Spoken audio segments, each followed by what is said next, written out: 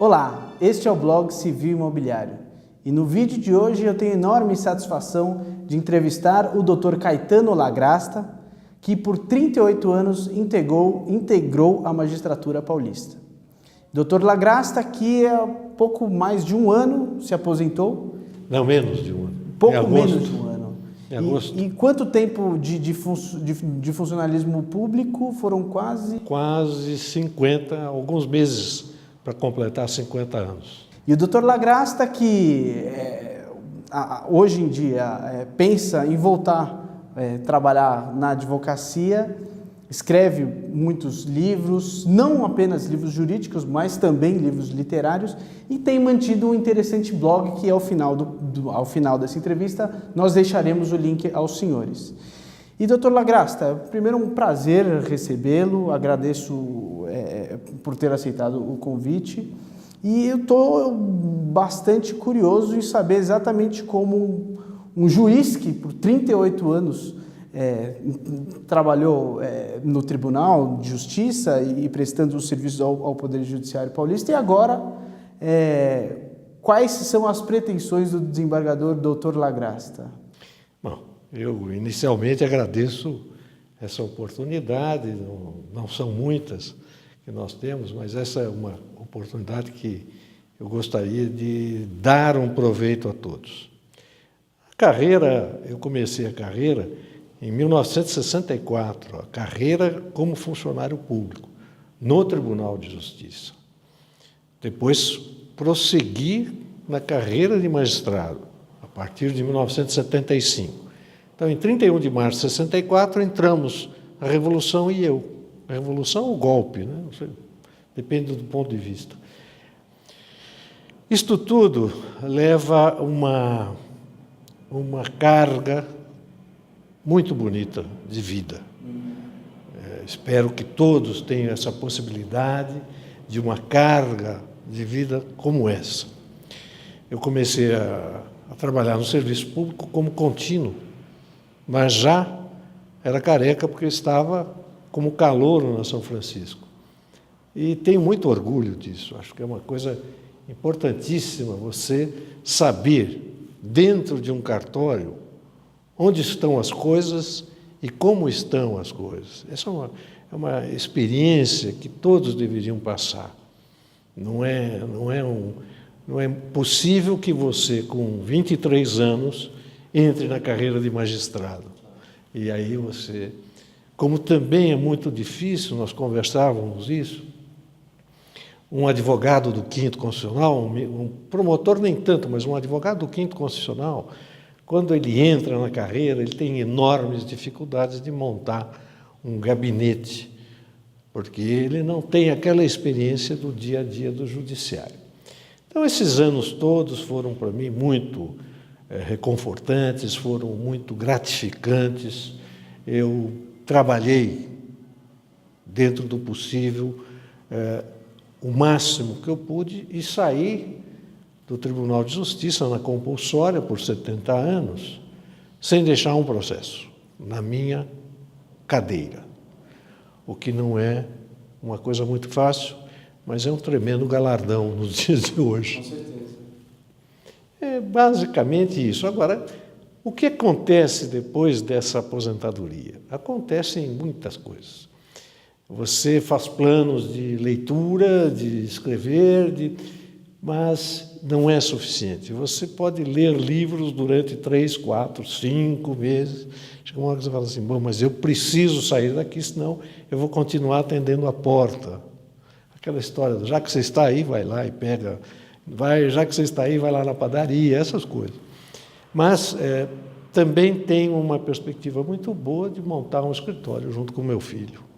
Que também é advogado. É advogado desde 96. Então, eu tenho a impressão que nós poderíamos continuar a trabalhar, continuar a investir na justiça, no interesse público, que é o ponto mais importante da nossa carreira. Né? E o blog, Dr. Lagrasta? Eu tenho acessado também o seu blog, acho que tem feito um sucesso interessante, já tenho alguns colegas comentando também a respeito, mas o seu blog é um pouco diferente do nosso blog, que é mais voltado para questões jurídicas, né? A gente procura o direito civil e o direito imobiliário, mas também textos, crônicas que não lidam exclusivamente com o direito, né?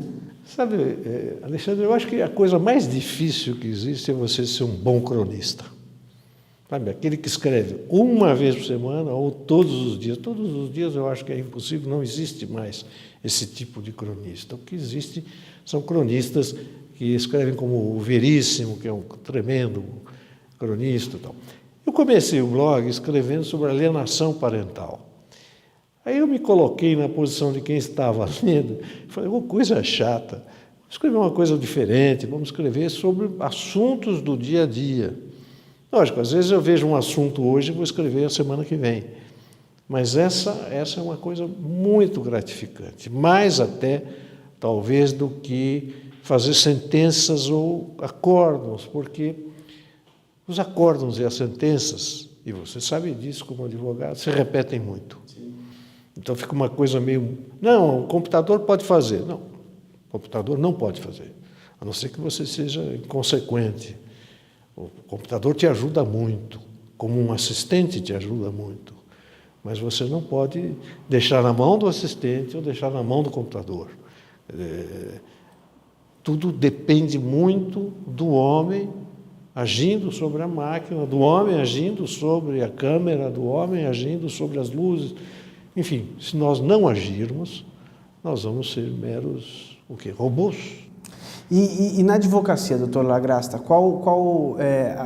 que área que o senhor pretende... Porque o senhor já atuou em direito público, direito privado... Eu tenho a impressão que o melhor seria, modestamente, iniciar pelo direito de família, pela conciliação, eu sempre fui um juiz conciliador, pela mediação, que é o futuro, né, do Poder Judiciário, principalmente no Brasil, principalmente em São Paulo.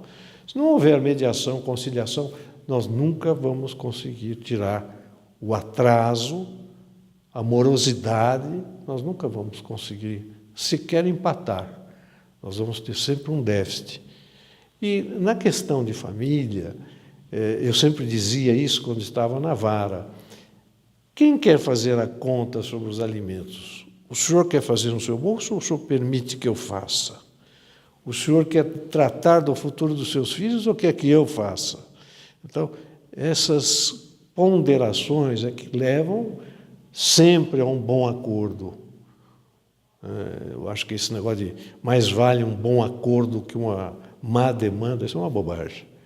O acordo é uma visão do processo, enquanto que a demanda é outra. Se não há possibilidade de acordo, prossegue-se na demanda. Isso não quer dizer que ela é uma má demanda. Doutor Lagrasta, a gente recentemente tive a oportunidade também de entrevistar o presidente do Tribunal de Justiça, o doutor Nalini, que comentou sobre a excessiva judicialização que nós estamos vivendo, né?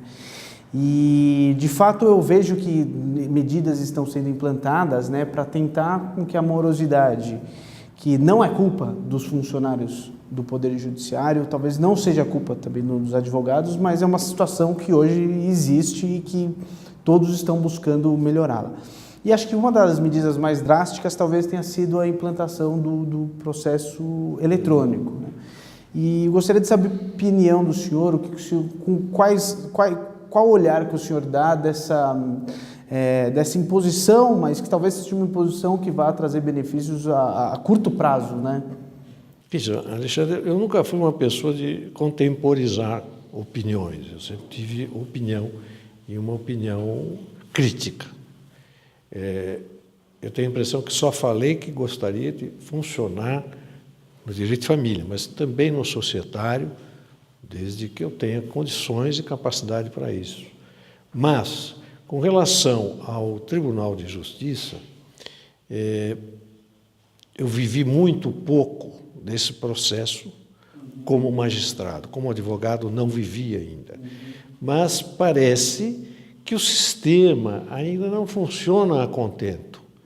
E como toda coisa nova, como a máquina de escrever foi no século passado, todo mundo reagia, bem ou mal.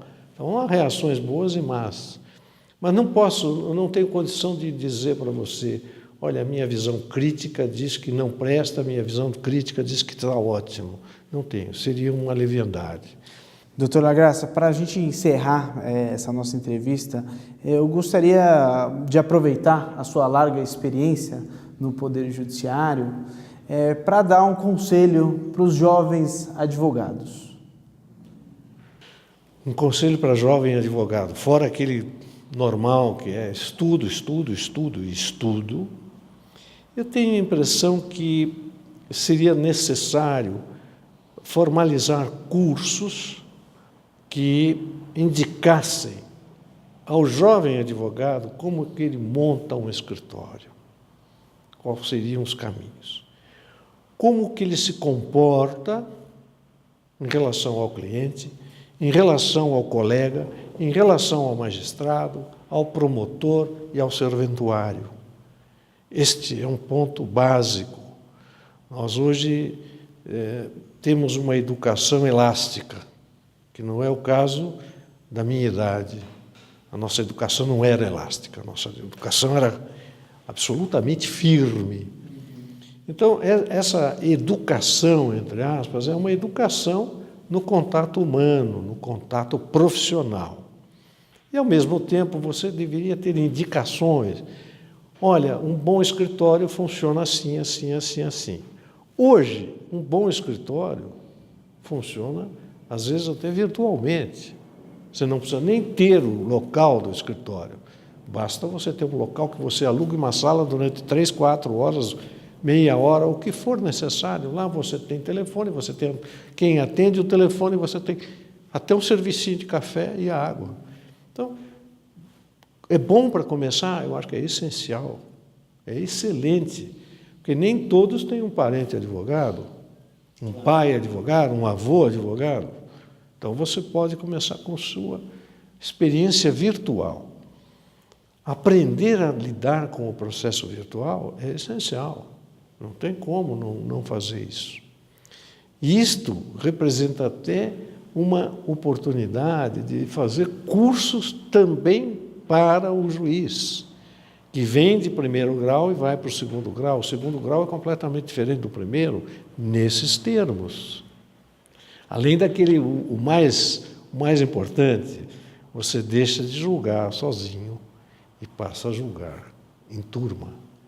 Então, você tem que ter uma certa modéstia que você não tinha na vara.